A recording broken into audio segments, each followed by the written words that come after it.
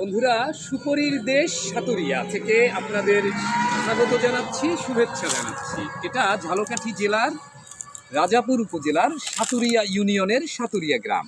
এই যে সুপরি দেখা যাচ্ছে, এই সুপরি কিন্তু কাউখালী কিংবা ঢাকা হয়ে মধ্যপ্রাচ্যেও যাবে। বরিশাল অঞ্চলে পান সুপরির জন্য বিখ্যাত নারকেলের জন্য।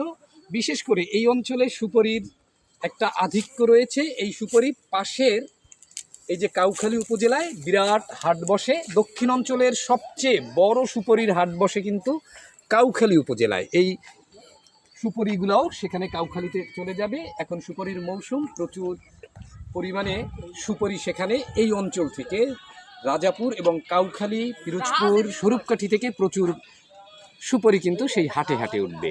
এই সুপরিগুলো হাটে নিয়ে যাওয়া হবে।